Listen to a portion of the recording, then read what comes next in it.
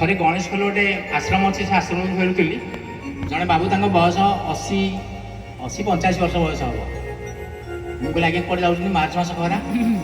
କହିଲେ ଆଜ୍ଞା ଟିକେ ଢେଙ୍କାନାଳ ଟାଉନ୍ ଯାଉଛି। ମୁଁ କ'ଣ ପାଇଁ ନା ମୁଁ ଗୋଟେ ମୋର ଗୋଟେ ଛୋଟ ଜାଗାଟେ ଅଛି, ତାକୁ ଜାଗିକି ଗୋଟେ ସରକାର ଜାଗା ଖଣ୍ଡେ ଅଛି, ସେଇଟାକୁ ମୁଁ ମାଡ଼ି ବସି ଗୋଟେ ଆମ୍ବ ବାଗାନ ତିଆରି କରିବି।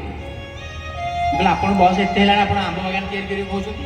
ନା ମୋର ଆଜ୍ଞା ମୋର ନାତି ନାତୁଣୀ ଦିଦି ଅଛନ୍ତି ତ, ତାଙ୍କ ପାଇଁ ଟିକେ ଏମିତି କରିବି ଆଉ। କହିଲେ ଆପଣ ଖାଉଛନ୍ତି କ'ଣ? କହିଲେ ଛାଞ୍ଚୁଣି ଖାଉଛି। କିଏ ଦେଉଛି? ନା ସାନ ବୋଉ। କହିଲେ ଆଉ କ'ଣ ଖାଉଛନ୍ତି? ନା ଗରମ ପାଣି ଖାଉଛି। କିଏ ଦେଉଛି? ନା ଦେଉଛି ବଡ଼ ବୋଉ। ଆଉ କ'ଣ ଖାଉଛି? ସବୁ ପଚାରିଲା ବେଳେ ସେମାନେ ରହୁଛନ୍ତି କେଉଁଠି? ନା ଏଇ ପାହାଚ ତଳ ଘରରେ ରହୁଛି। ମୁଁ କହିଲି ଏସବୁ ସତ୍ତ୍ୱେ ଆପଣ କ'ଣ ପାଇଁ ଧନ୍ଦାରେ ଲାଗିଛନ୍ତି? ପଚାରିଲି କ'ଣ ଆପଣ ନାଁଟା ଆଜ୍ଞା କ'ଣ? କହିଲେ ଆଜ୍ଞା ମୋତେ ମନୋରଞ୍ଜନ ମୋ ଲେଖା ନାଁଟା, ମୋତେ ମନୁଆ ଡାକନ୍ତି, କିନ୍ତୁ ମୋତେ ମନୋରଞ୍ଜନ ମୋ ଲେଖା ନାଁଟା। ମୁଁ କହିଲି ଆପଣ ଏବେ କୁଆଡ଼େ ଯାଉଛନ୍ତି କ'ଣ ପାଇଁ? ଗାଡ଼ିରେ ମୋ ସାଙ୍ଗେ ଯିବେ ହାରିକି? କହିଲେ ପୁଅ କେତେ ପଡ଼ିବ? କେତେ ପଡ଼ିବ? ମୁଁ କହିଲି ନାଇଁ କିଛି ପଡ଼ିବନି, ଆପଣ ବସନ୍ତୁ। ନା ଓହ୍ଲେଇଲା ବେଳକୁ ଡ୍ରାଇଭର ଭାଇ ତୁ କହିବୁ ଦେ ଏତେ ପଇସା ଏତେ ପଇସା। ମୁଁ କହିଲି କିଛି କହିବିନି, ଆପଣ ବସନ୍ତୁ। ସେ ବସିଲେ।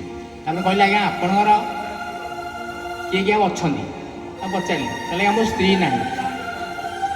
ନାହିଁ, କେହି ନାହାନ୍ତି ମୋର ଆଉ ମୋ ସାଙ୍ଗସାଥି ଆଜ୍ଞା ସମସ୍ତେ ଗଲେଣି, ଖାଲି ମୁଁ ଅଛି। ମୁଁ କହିଲି ଆପଣ ବାହା ହେଇଥିଲେ କେବେ? ନା ଆଜ୍ଞା ସେଇ ଭାରତ ସ୍ୱାଧୀନ ହେବା ପୂର୍ବରୁ ମୁଁ ବାହା ହେଇଥିଲି। ଠିକ୍ ଅଛି। ମୁଁ କହିଲି ଏଇ ଧନ୍ଦାରେ କାହିଁ ଲାଗୁଛନ୍ତି? ପଚାରିଲି କଥା। ମୁଁ କହିଲି ଏତେ ବୟସ ହେଲାଣି ଆପଣ କିଛି ଅସୁବିଧା ଜଣାପଡ଼ୁନି? କହିଲା ଆଜ୍ଞା ପାଣି ଭଳି ଦିନ ବୋହି ଯାଉଛି, ଅସୁବିଧା କ'ଣ? କିଛି ମୁଁ ଜାଣିପାରୁନି। ସେଥିପାଇଁ ବାବାଜୀ ହାଡ଼ିବନ୍ଧୁ ଦାସ ଲେଖିଲେ, ତୋର ପାଣି ପରି ଦିନ ଗଲା ବହିରେ ମନୁଆ, ଆଜିକାଲି ପରଦିନ ହୋ। ତୋର ପାଣି ପରି ଦିନ ଗଲା ବହିରେ ମନୁଆ, ଆଜିକାଲି ପରଦିନ ହୋ।